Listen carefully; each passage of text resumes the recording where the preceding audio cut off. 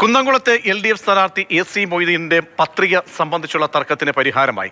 പരിശോധനകൾക്ക് ശേഷം AC മൊയ്തീന്റെ നാമനിർദ്ദേശ പത്രിക സ്വീകരിച്ചിരിക്കുന്നത്. MS ലിഷോയി ചേരുന്നുണ്ട്. ലിഷോയി, മൊയ്തീന്റെ കാര്യത്തിലുള്ള ആശയക്കുഴപ്പം തീർന്നു. മറ്റിടങ്ങളിൽ, മറ്റ് മണ്ഡലങ്ങളിലൊക്കെയുള്ള സാഹചര്യം, പത്രികയുമായി ബന്ധപ്പെട്ട് കാര്യങ്ങളെല്ലാം പരിഹരിക്കപ്പെട്ടോ?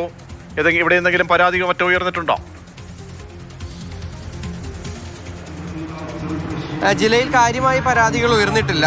ആകെ 109 സ്ഥാനാർത്ഥികളാണ് നാമനിർദ്ദേശ പത്രിക നൽകിയിട്ടുള്ളത്. ഇവരെല്ലാവരും ചേർന്ന് 204 പത്രികകളാണ് നിലവിൽ സമർപ്പിച്ചിട്ടുള്ളത്. അതിൻ്റെ സൂക്ഷ്മ പരിശോധനയാണ് ഇന്നിപ്പോൾ നടന്നുകൊണ്ടിരിക്കുന്നത്. ഇപ്പോൾ സൂക്ഷ്മ പരിശോധന ഇന്നത്തെ പൂർത്തിയായിട്ടുണ്ട്. അതായത് പ്രധാനമായും ആദ്യഘട്ടത്തിൽ പരിശോധന നടന്ന സമയത്ത് ഒരു പ്രശ്നമാണ് തൃശ്ശൂർ കുന്നംകുളം മണ്ഡലത്തെ സംബന്ധിച്ചുണ്ടായത്. കുന്നംകുളം മണ്ഡലത്തിൽ AC മൊയ്തീൻ സിറ്റിംഗ് MLA ആണ്. അദ്ദേഹം പത്രിക സമർപ്പിച്ചിരുന്നു. അദ്ദേഹത്തിൻ്റെ പത്രികയിലെ ചില കുറവുകൾ ചൂണ്ടിക്കാണിച്ച് കോൺഗ്രസ് നേതാക്കൾ അത് എതിർക്കുകയും ചെയ്തിട്ടുണ്ടായിരുന്നു.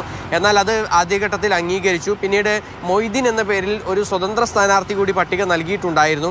ഈ പട്ടിക നൽകിയ ഈ വ്യക്തിയുടെ സ്വത്ത് വിവരങ്ങളിലും ഒരു ചെറിയ പ്രശ്നങ്ങൾ, അതായത് രേഖപ്പെടുത്തിയതിൽ കൃത്യമായി രേഖപ്പെടുത്തിയിട്ടുണ്ടായിരുന്നില്ല. അതുകൊണ്ട് തന്നെ അതിനെ തള്ളണമെന്ന് LDF അംഗങ്ങൾ ആവശ്യപ്പെടുകയും ചെയ്തു. അങ്ങനെ ഈ സ്വതന്ത്രനായ മൊയ്തീൻ്റെ പത്രിക തള്ളുകയാണെങ്കിൽ AC മൊയ്തീൻ്റെ പത്രികയിലും അങ്ങനെ ചെറിയ കുറവുകൾ ഉണ്ട് എന്നുൾപ്പെടെയുള്ള കാര്യങ്ങൾ ചൂണ്ടിക്കാണിച്ച് കോൺഗ്രസ് പ്രശ്നമുണ്ടാക്കിയതോടുകൂടിയാണ് ആദ്യഘട്ടത്തിൽ പത്രിക ഒന്ന് പരിഗണിക്കുന്നത് മാറ്റിവെച്ചത്. പിന്നീട് അധികം വൈകാതെ തന്നെ ആ പ്രശ്നം പരിഹരിച്ച് AC മൊയ്തീൻ്റെ പത്രിക അംഗീകരിക്കുകയും ചെയ്തു. ഈ സ്വതന്ത്രനായി മത്സരിക്കുന്ന മൊയ്തീൻ്റെ പത്രിക പൊന്നാനി സ്വദേശിയാണ്. അദ്ദേഹത്തിൻ്റെ പത്രിക സ്വീകരിക്കുന്നതിന് ഹിയറിങ്ങിന് വിളിച്ചിരിക്കുകയാണ്. നാളെയാണ് ഹിയറിംഗ് നിശ്ചയിച്ചിരിക്കുന്നത്. ഏറ്റവും കൂടുതൽ സ്ഥാനാർത്ഥികളുള്ളത് ജില്ലയിൽ തൃശ്ശൂരിലും മണലൂരിലുമാണ്. 12 വീതം സ്ഥാനാർത്ഥികൾ തൃശ്ശൂരിലും മണലൂരിലുമുണ്ട്.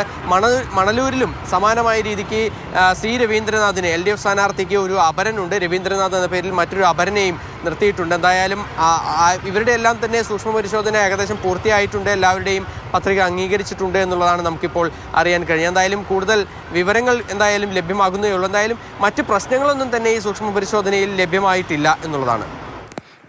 ശരി ലിഷോയ്.